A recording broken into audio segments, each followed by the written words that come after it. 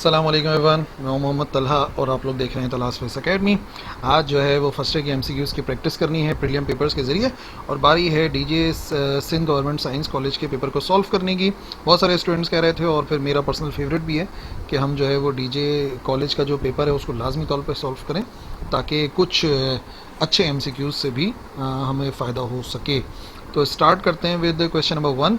और पहला multiple choice question है, विच of the following is not a unit of length. इसमें से कौन सा लेंथ का यूनिट नहीं है? तो याद रखिए एंगस्ट्रॉम, माइक्रोन और जो लाइट ईयर हैं ये सारे के सारे डिस्टेंस के यूनिट हैं, लेंथ के यूनिट हैं। बट रेडियन जो है वो लेंथ का यूनिट नहीं है। रेडियन जो है वो जो एंगल होता है उसका यूनिट है, ऐसा यूनिट ऑफ एंगल। ठीक है ना, तो मिक्सअप नहीं करना। एंगस्ट्रॉम, लाइट ईयर, माइक्रोन ये सब तो लेंथ के यूनिट होते ही हैं। The dimension of following pair are not the same. इनमें से किस पेयर की जो डायमेंशन है वो सेम नहीं है? तो देखो, work and energy are the same thing. So work की और एनर्जी की डायमेंशन जो है वो सेम होती है। इसी तरीके से वर्क और टॉर्क का भी अगर फॉर्मूला देखा जाए, डायमेंशन देखी जाए, वर्क की डायमेंशन होती है ml²t-2 और टॉर्क की डायमेंशन होती है ml²t-2। अच्छा, इम्पल्स और मोमेंटम खुद जो है, इम्पल्स जो है वो दरअसल rate of change of momentum के बराबर होता है, तो मोमेंटम इम्पल्स की डायमेंशन जो है वो सेम होती है। बट जो मास है और जो मोमेंट ऑफ इनर्शिया है, इनकी डायमेंशन सेम नहीं होती है। मास की डायमेंशन तो होती है सीधा सीधा m के बराबर, जबकि जो मोमेंट ऑफ इनर्शिया उसका फॉर्मूला होता है mr²। जो मोमेंट ऑफ इनर्शिया है, देखो m की डायमेंशन तुम्हें पता है, m को सिंपली हम शो करते हैं कैपिटल M से, ठीक है ना। लेकिन सारी बात यह है कि अगर हम जो है वो अगर हम बात करें मोमेंट ऑफ इनर्शिया की, तो मोमेंट ऑफ इनर्शिया के लिए फॉर्मूला इस्तेमाल होता है mr²। तो अगर mr² को देखेंगे तो ml² इसकी डायमेंशन बनेगी। तो इस वजह से हम ये कहते हैं कि इनकी जो डायमेंशन है वो सेम नहीं है, mass end moment of inertia. Question number 3, maximum number of components of a vector can be. कितने मैक्सिमम नंबर ऑफ वेक्टर्स हो सकते हैं किसी वेक्टर के? तो याद रखो, vectors in A space has 3 components. उसके 3 कंपोनेंट हो सकते हैं, x component, y component and z component. ठीक है ना, बाकी फिर एक भी हो सकता है, 2 भी हो सकते हैं, लेकिन मैक्सिमम नंबर तो याद रखिए 3 हो सकते हैं, इनफाइनाइट नहीं हो सकते। Question number 4, net torque acting on a body determine. जो नेट टॉर्क होती है किसी बॉडी पे जो एक्ट करती है वो डिटरमाइन करती है किस चीज़ को? याद रखिए नेट टॉर्क, टॉर्क का ताल्लुक जो है वो रोटेशनल मोशन से होता है। ठीक है, तो लीनियर एक्सेलरेशन तो पॉसिबल नहीं है और फोर्स भी पॉसिबल नहीं है, क्योंकि इन दोनों का ताल्लुक जो है वो लीनियर से है। समझ रहे मेरी बात? तो अगर टॉर्क है तो टॉर्क का ताल्लुक एंगुलर से होना चाहिए। इस वजह से जो करेक्ट आंसर है वो होगा हमारे पास एंगुलर एक्सेलरेशन। हम नेट टॉर्क के जरिए एंगुलर एक्सेलरेशन तो मालूम कर सकते हैं, बाकी मोमेंट आर्म एक डिस्टेंस है, लीनियर एक्सेलरेशन लीनियर वैल्यू है, और फोर्स भी जो है वो स्ट्रेट लाइन में एक्ट करती है। क्वेश्चन नंबर 5, क्वेश्चन नंबर 5 अगर देखें तो which one is a unit vector.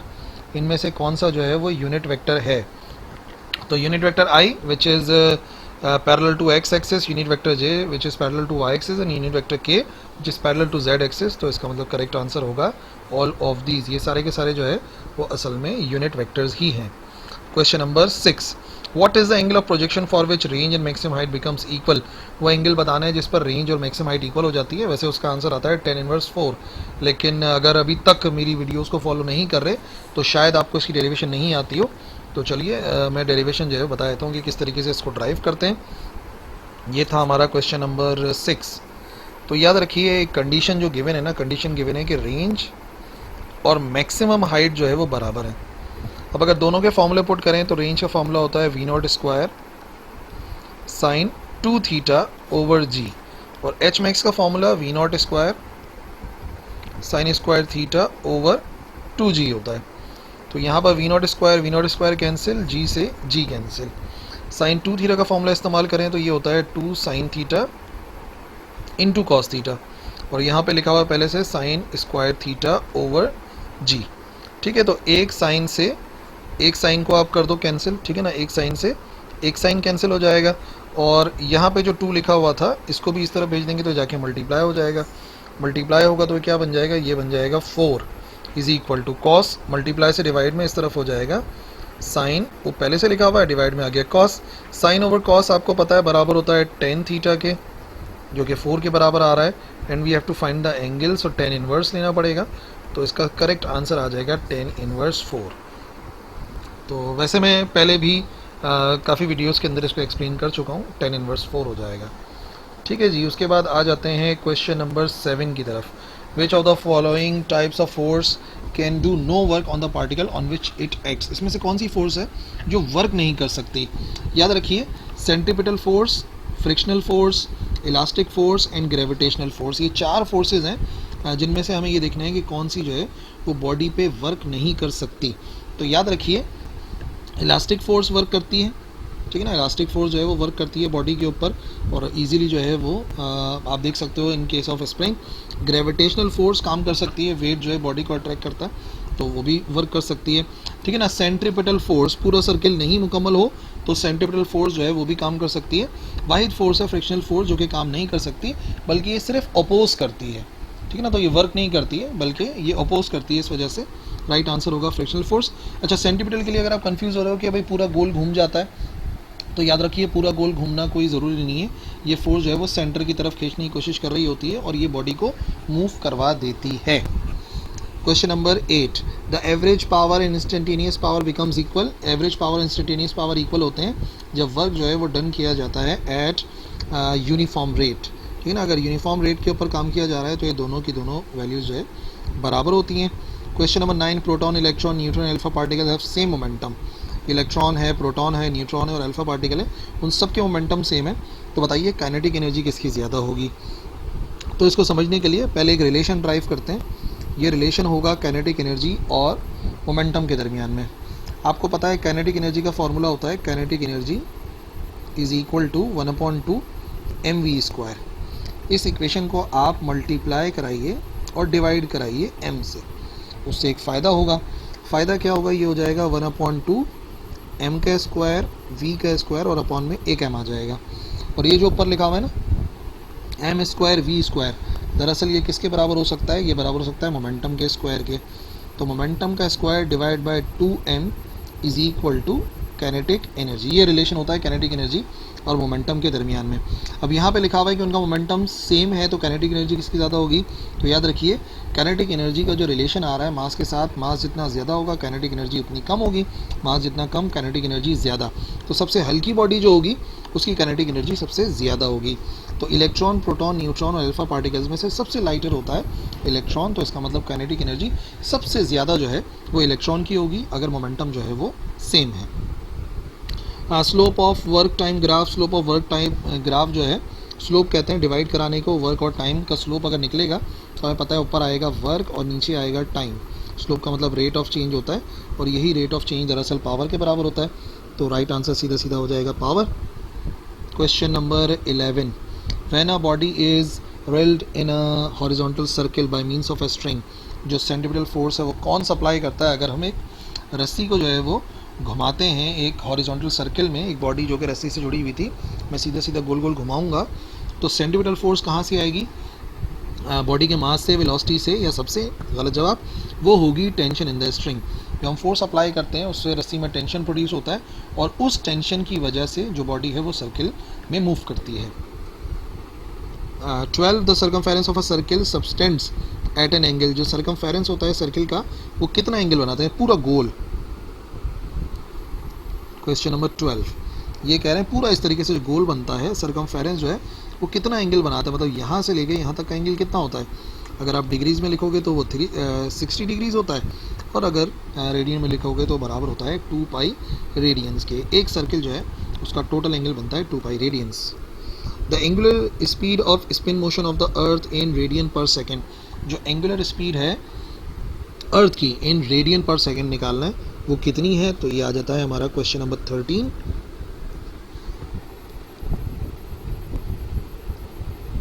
Angular speed की बात कर रहे हैं और एंगुलर स्पीड होती है कितना एंगल बना और कितने टाइम में बना, ठीक है ना। तो अर्थ का एक स्पिन जब मुकम्मल होगा तो अर्थ के एक स्पिन होने के अंदर एंगल बनेगा 2 पाई रेडियन, क्योंकि एक सर्किल का बताया 2 पाई बनना चाहिए, डिवाइडेड बाय कितने टाइम में अर्थ अपना एक राउंड मुकम्मल करती है।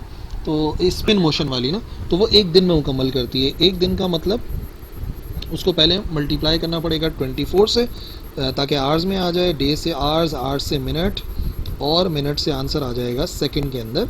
तो ये बराबर होता है किसके? ये बराबर होता है 86,400 के। तो 2 पाई को डिवाइड कराना है 86,400 से, ठीक है। तो ये जो आंसर आएगा वो याद रखिए पाई रेडियन पर सेकंड तो आ नहीं सकता, 2 पाई भी नहीं, 4 पाई भी नहीं, आंसर आएगा 7.3 10⁻⁻⁵ रेडियन पर सेकेंड। वो छोटा आंसर आएगा, मतलब बिना सॉल्व किए ही मैंने बता दिया वजह कि ये तो पॉसिबल नहीं है ना, यही आंसर आएगा और आप कैलकुलेटर से वेरीफाई भी कर लेना। Question number 14, for a body executing simple harmonic motion dash remains constant. जो बॉडी सिंपल हार्मोनिक मोशन करती है तो उसकी टोटल एनर्जी जो है वो सेम रहती है, ठीक है ना। एक्सट्रीम पोजीशन के ऊपर पोटेंशियल ज़्यादा होती है, मीन पोजीशन के ऊपर काइनेटिक ज़्यादा होती है, लेकिन अगर टोटल किया जाए तो हमेशा कांस्टेंट रहता है। ये चैप्टर नंबर 8 में प्रूव भी है। Question number 15, according to Laplace correction जो प्रोपोगेशन ऑफ साउंड है through air is considered to be following thermodynamic process. तो लैप्लास ने इसी बात को जो है वो करेक्ट किया था न्यूटन ने कहा था कि वो प्रोसेस जो है वो आइसोथर्मल प्रोसेस होता है, लेकिन लैप्लास ने कहा था कि ये प्रोसेस इतना तेज़ होता है और तेज़ प्रोसेस आइसोथर्मल नहीं होते, तेज़ प्रोसेस हमेशा होते हैं एडियाबैटिक प्रोसेस, जिसमें कोई भी एक्सटर्नल एनर्जी ना तो लॉस होती है ना ही गेन होती है। Question number 16, beats in sound waves are the result of. जो बीट्स प्रोड्यूस होती हैं साउंड वेव्स में वो रिजल्ट होती हैं both constructive and destructive interference, दोनों काम होते हैं। बीट्स प्रोड्यूस होती हैं तो कंस्ट्रक्टिव डिस्ट्रक्टिव दोनों किस्म के इंटरफेरेंस होते हैं।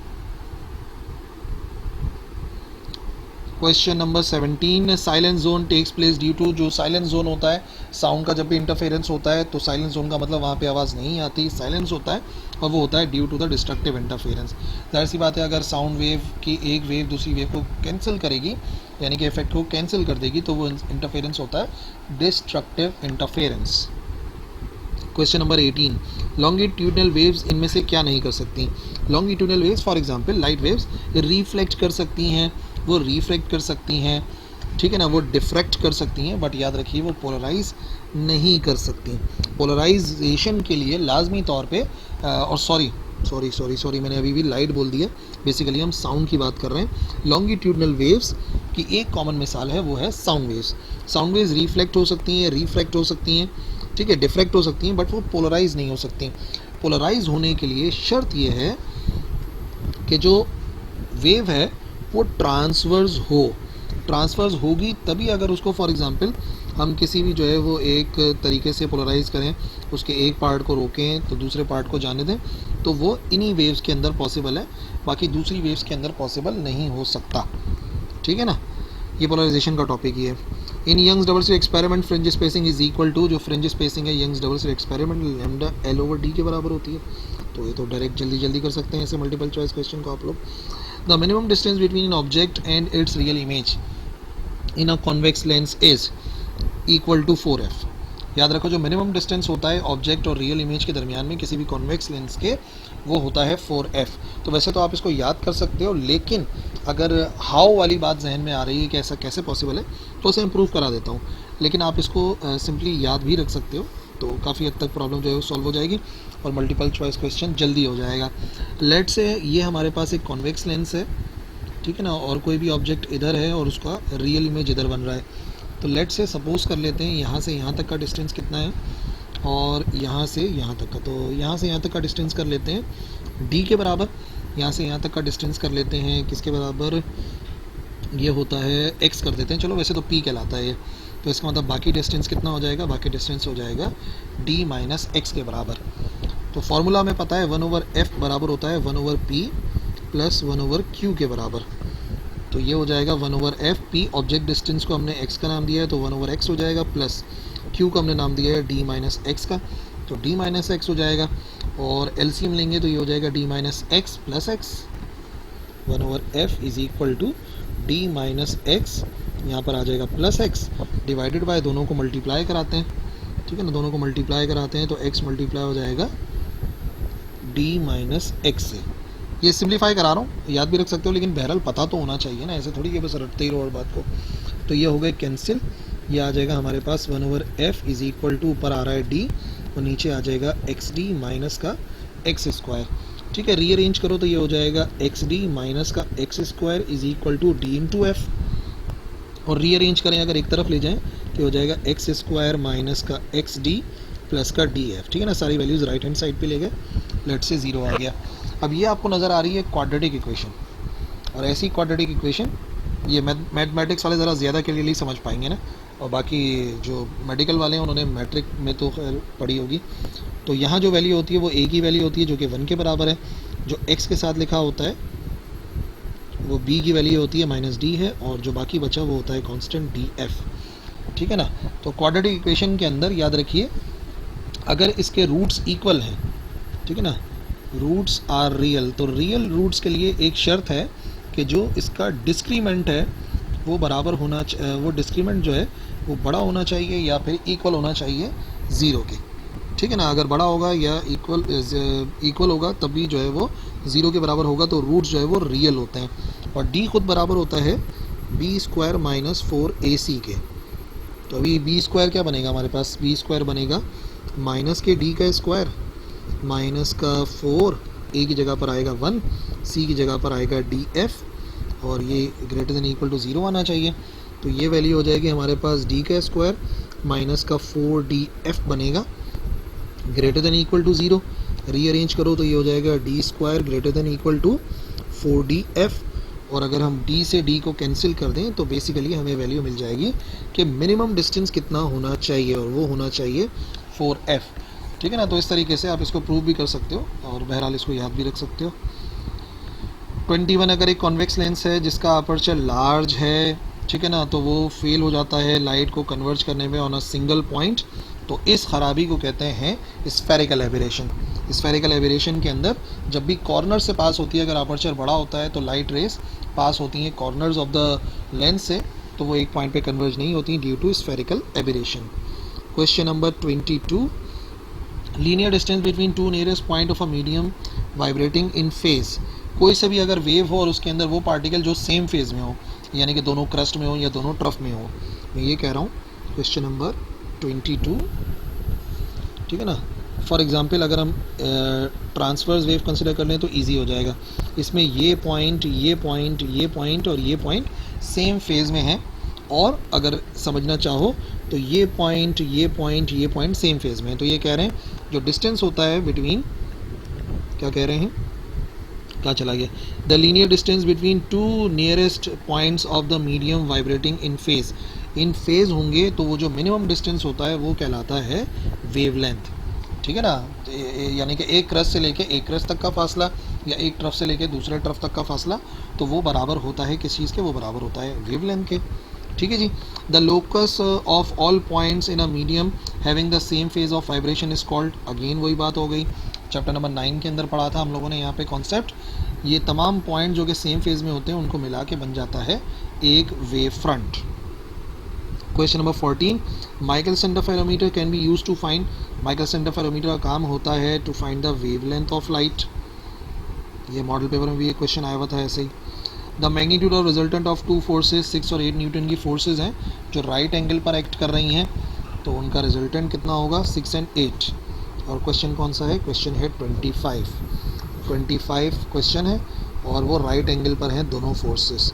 तो उसके लिए हम रिजल्टेंट का फॉर्मूला इस्तेमाल करते हैं r1 का स्क्वायर प्लस r2 का स्क्वायर, या x और y भी लिख सकते हैं। तो क्योंकि दो फोर्सेस हैं, एक है 6 और 8, तो हो जाएगा 6 का स्क्वायर प्लस 8 का स्क्वायर, यानी कि 36 प्लस 64, 36 प्लस 64 100, और 100 का रूट हो जाता है 10। तो इसका मतलब रिजल्टेंट आ जाएगा हमारे पास 10 न्यूटन के बराबर। Question number 26, when sound waves enter in different medium the quantity that remains unchange, जो कि अनचेंज रहती है वो क्या है। तो याद रखिए, जब भी साउंड वेव ट्रैवल करती है एक मीडियम से दूसरे मीडियम में, तो उसकी स्पीड चेंज होती है, पहली बात, ठीक है ना। जब स्पीड चेंज होती है तो याद रखिए उसकी वेवलेंथ भी चेंज हो जाती है, और क्योंकि स्पीड और वेवलेंथ दोनों चेंज हो जाते हैं तो वो बैलेंस कर देते हैं उसकी फ्रीक्वेंसी को। ये बात आपने याद रखनी है। क्वेश्चन नंबर 26 है, v बराबर होता है f लेमडा के, तो f बराबर हो जाएगा v ओवर लेमडा। तो समझने वाली बात यह है कि अगर फॉर एग्जांपल स्पीड के अंदर चेंज आता है तो वेवलेंथ में भी चेंज आता है, और दोनों चेंज एक दूसरे को कैंसिल करते हैं, तो फ्रीक्वेंसी जो है वो क्या रहती है, फ्रीक्वेंसी रहती है सेम। इंटेंसिटी भी चेंज हो जाती है बट फ्रीक्वेंसी सेम रहती है। अगर एक ऑब्जेक्ट है 5 centimetre from the lens of the simple microscope, तो उसकी मैग्नीफाइंग पावर कितनी हो जाएगी, ठीक है ना। एक लेंस रखा हुआ है सिंपल माइक्रोस्कोप से 5 सेंटीमीटर के फासले पर, तो मैग्नीफाइंग पावर इस्तेमाल करनी। और याद रखो, हरगिज़ गलती से भी क्वेश्चन नंबर 27 के अंदर आप मैग्नीफिकेशन का फॉर्मूला नहीं इस्तेमाल कर देना 1/d/f। आपको पता है इसका जो आंसर होता है ये मैग्नीफाइंग पावर, और याद रखने तरीके का बता रहा हूँ, इसका कोई यूनिट नहीं होता, नो यूनिट। और यहाँ पर आप देखोगे ना सारे ऑप्शन डायोप्टर में, तो बेसिकली हमें पावर ऑफ लेंस पता करनी है। पावर ऑफ लेंस पता करने के लिए reciprocal of focal length in metres होता है। तो यहाँ पे ऑब्जेक्ट डिस्टेंस गिवन है और मैग्नीफाइंग पावर मालूम करनी है सिंपल माइक्रोस्कोप की, जिसका इमेज बनता है 25 सेंटीमीटर पे। तो देखो फॉर्मूला जो हम इस्तेमाल करेंगे वो होगा 1/f is equal to 1/p plus 1/q, तभी f मालूम कर सकते हैं। ऑब्जेक्ट डिस्टेंस हमें गिवन है 5 के बराबर है, और q जो है वो होता है 25 centimetre in case of simple microscope, ठीक है ना। और वो भी बात ये है कि क्योंकि वर्चुअल इमेज बनता है तो माइनस का साइन आता है। एलसीएम लेंगे यहाँ पर, तो एलसीएम आ जाएगा 25 प्लस माइनस माइनस आना चाहिए दरमियान में, ठीक है ना। तो ये कितना हो जाएगा, ये हो जाएगा हमारे पास 25, ठीक है ना, 5 5 25, तो ऊपर आ जाएगा 5 सिर्फ, ठीक है। और 5 आने के बाद क्या वैल्यू हो जाएगी, इधर आ जाएगा 5 माइनस का 1/f, तो 1/f बराबर आ जाएगा 4/25, यानी कि f बराबर आ जाएगा 25/4, ठीक है जी।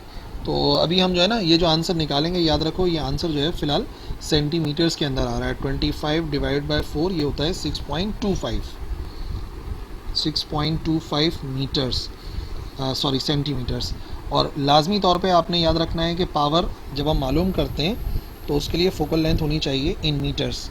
तो 6.25 डिवाइडेड बाय 100 अगर हम करें तो वो हो जाएगा 0.0625, और 1 डिवाइडेड बाय अगर हम करें 1 डिवाइड बाय 0.0625 तो ये बराबर आ जाता है ऑलमोस्ट 16 के, ठीक है ना। 16 डाईऑप्टर यूनिट बनेगा। तो हमें करीब तरीन आंसर ढूंढना होगा, गलती से ही वाला फॉर्मूला इस्तेमाल नहीं कर सकते।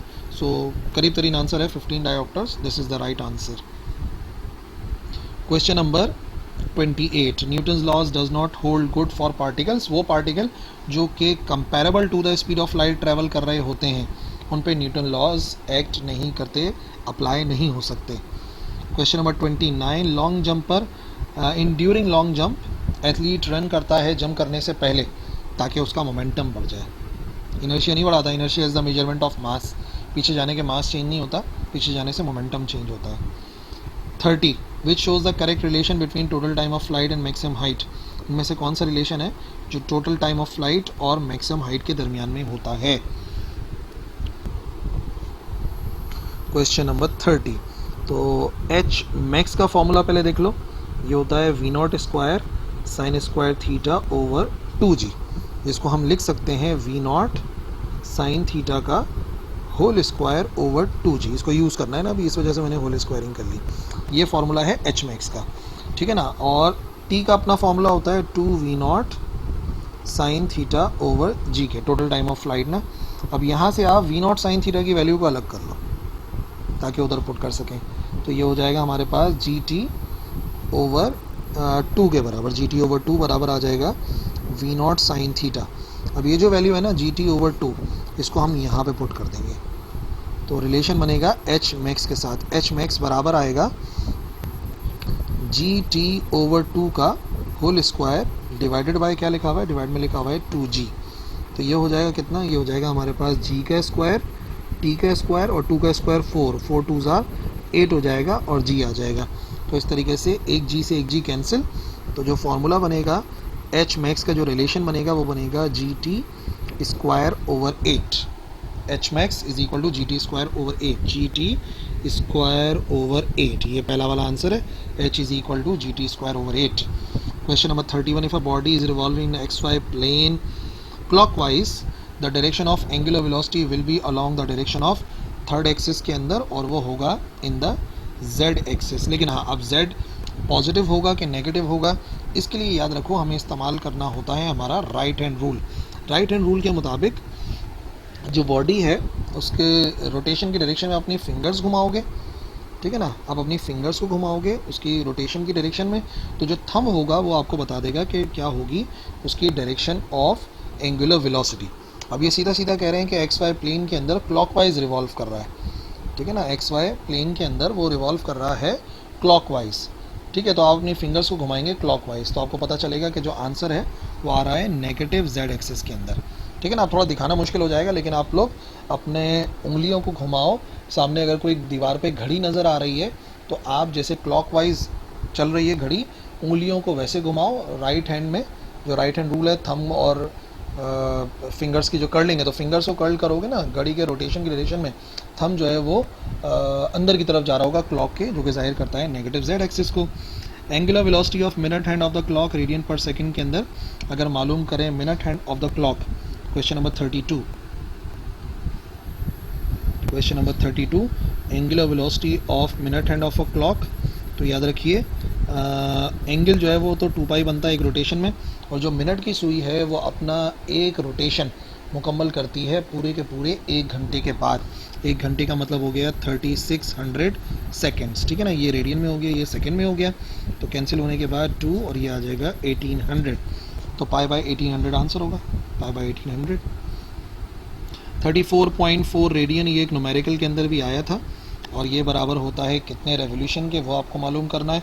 तो रेडियन से रेवोल्यूशन में जाने के लिए क्वेश्चन नंबर 33, आपको पता है कि एक रोटेशन में होते हैं 2 पाई रेडियन, ठीक है ना। तो अभी यहाँ पे इन्होंने क्या दिया, एंगल दिया हुआ है, रेडियन दिया हुआ है, तो इसका मतलब हमें डिवाइड करना पड़ेगा 2 पाई से।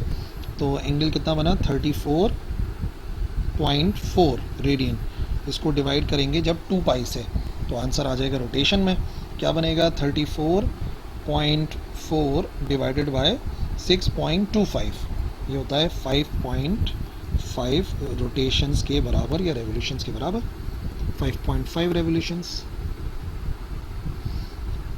क्वेश्चन नंबर 34, एक प्रोजेक्टाइल को थ्रो किया जाता है horizontally with speed of 40 metre पर second from the height of 100 metre. 100 metre की हाइट से हम उसको फेंक रहे हैं, और time required to reach the ground would be, तो नतीजे में उसका कितना टाइम होगा ग्राउंड तक पहुंचने में।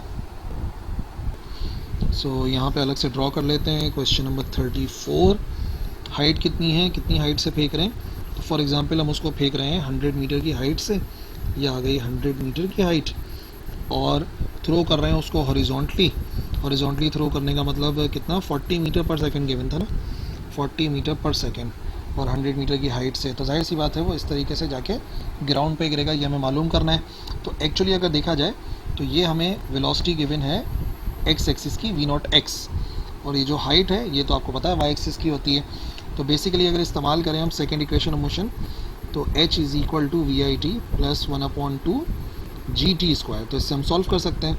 हाइट है 100 और हाइट वाई एक्सिस की है, और इनिशियल जो वाई एक्सिस की वेलोसिटी होती है वो आपको पता है 0 होती है, 0 इंटू टी 0 हो जाएगा, 1/2 जी की जगह आ जाएगा 9.8 और टी का स्क्वायर, ये हो जाएगा 100, 9.8 डिवाइड बाई 2 4.9 टी का स्क्वायर, और 100 डिवाइड बाई 4.9 ताकि टी स्क्वायर अलग हो जाए, तो ये हो जाएगा 100 डिवाइड बाई 4.9 20.4, तो टी स्क्वायर बराबर आया 20.4 के, और हमें इसका स्क्वायर रूट लेना पड़ेगा। तो square root of 20.4, square root of 20.4 ये आ जाएगा बराबर 4.5 सेकेंड के। तो आंसर ढूंढना है 4.5 second, this one. Question number 35, the horizontal acceleration projectile during the motion. Horizontal direction में कोई एक्सेलरेशन नहीं पाई जाती, वेलोसिटी कांस्टेंट रहती है। प्रोजेक्टाइल की हॉरिजॉन्टल एक्सिस में कोई वेलोसिटी चेंज नहीं होती, तो याद रखिएगा 0 होता है, 0 मीटर पर सेकेंड स्क्वायर। क्वेश्चन नंबर 36, दो बॉडीज़ हैं, मासेस 3m है और m है, स्ट्रिंग से कनेक्टेड हैं, पुली पर से पास हो रही है, और दोनों वर्टिकली हैंग हो रहे हैं, यानी कि ताल्लुक है उसका टेंशन के पहले केस से। तो आपने बताना है कि कितना होगा एक्सेलरेशन। क्वेश्चन नंबर 36, ठीक है। तो सबसे पहली बात यह है कि जो फॉर्मूला है एक्सेलरेशन का वो होता है m2 minus m1 divided by m1 plus m2, और फाइनली मल्टीप्लाई करा देते हैं g से। तो यहाँ पे दो मासेस हैं, एक मास है 3m, एक है m, तो ये हो जाएगा 3m minus m divided by 3m plus m into g. तो ऊपर आ जाएगा 3 माइनस 1, ये हो जाएगा 2m, नीचे आ जाएगा 4m, और मल्टीप्लाई में पहले से लिखा हुआ है g, m से m कैंसिल, 2 1 ज़ार 2, 2 2 ज़ार 4, तो आंसर आएगा g/2 एक्सेलरेशन, g/2 पहला answer. 2i cross 4j, 2i cross 4j कितना होता है? तो i क्रॉस j मालूम करना है। तो तरीक़ेकार सिंपल सा है। सबसे पहली बात 2 4 जार 8 होना चाहिए, ठीक है ना। 2i क्रॉस और कितना है 4j, 4j। तो 2 4 जार 8 होता है, तो यहाँ पे 8 हो गया। और दूसरी बात हमें i क्रॉस j मालूम करना है। i क्रॉस j की प्रॉपर्टी है जो कि मैं हमेशा बता भी देता हूँ, रिवाइज भी कर देता हूँ, ताकि कम से कम इसमें तो मिस्टेक ना हो यार। अगर आप एरो की डायरेक्शन में चलोगे तो प्लस का आंसर आएगा। आई क्रॉस जे एरो की डायरेक्शन में चल रहे हैं तो इसका मतलब प्लस का आंसर आएगा, और वो भी तीसरा एक्सिस आता है, तो आंसर आएगा 8k।